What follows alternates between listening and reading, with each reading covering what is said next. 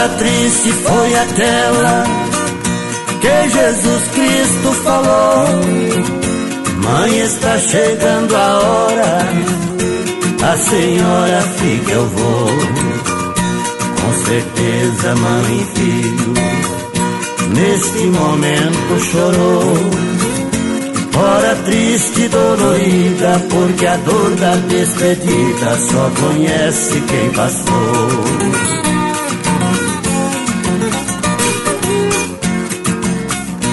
Maria disse: meu filho, faz tudo que o Pai mandou pra salvar a humanidade.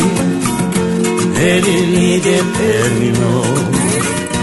Com as lágrimas caindo, o seu rosto ele beijou, pra cumprir a profecia. Naquele instante o Messias todo o pecado abraçou.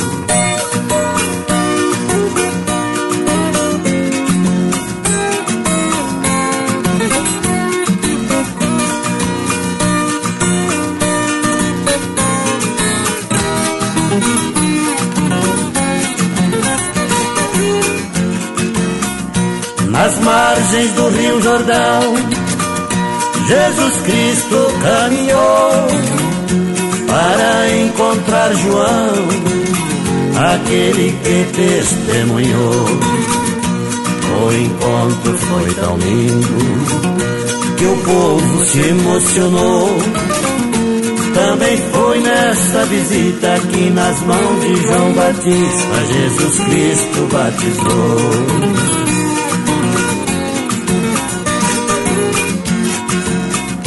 Na mesa da Santa Ceia, Jesus Cristo ordenou: ensine os meus mandamentos, que onde está meu Pai eu vou. Se o mundo lhes odiar, também já me odiou.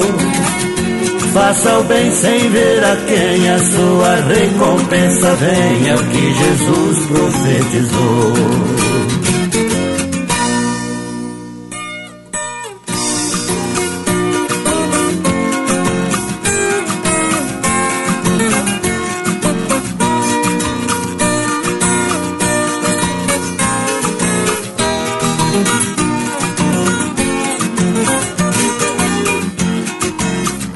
Hora triste foi aquela que Jesus Cristo falou: mãe, está chegando a hora, a senhora fica, eu vou.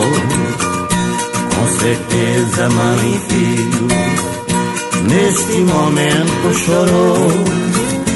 Hora triste e dolorida, porque a dor da despedida só conhece quem passou.